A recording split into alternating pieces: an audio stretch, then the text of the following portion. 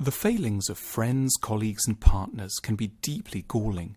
We got close to them because of their skills and merits, but after a while it can be the disappointing sides of their personalities that dominate our view of them.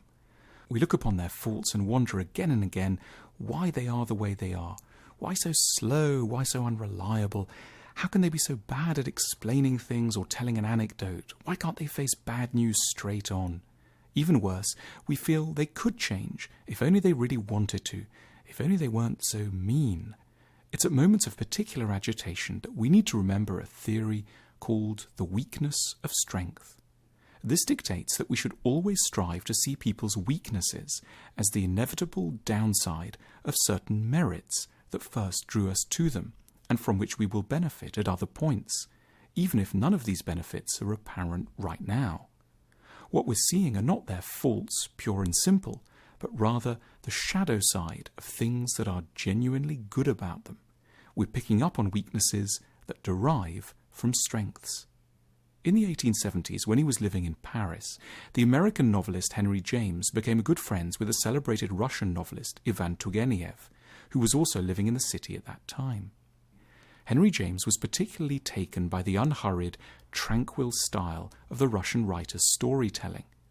Turgenev obviously took a long time over every sentence, weighing different options, changing, polishing, until at last everything was perfect.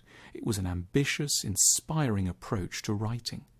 But in personal and social life, these same virtues could make Turgenev a maddening companion.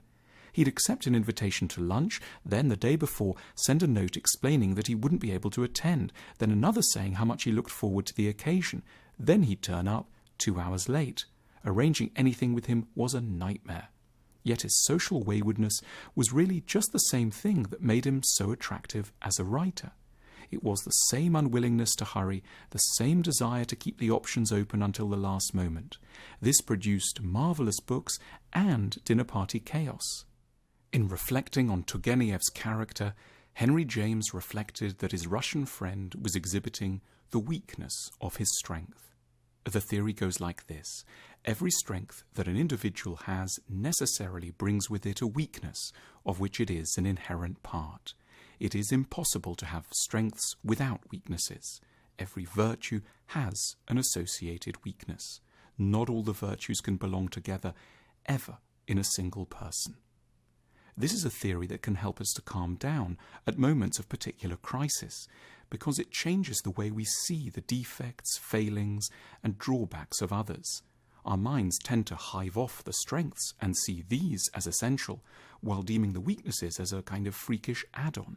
But in truth, the weaknesses are part and parcel of the strengths. The theory usefully undermines the properly unhelpful idea that if only we looked a bit harder, we would find someone who was always perfect to be around. If strengths are invariably connected to failings, there won't be anyone who's remotely flawless. We may well find people with different strengths, but they will also have a new litany of weaknesses. It's always calming to take a moment to remind ourselves of the incredible idea that perfect people simply don't exist.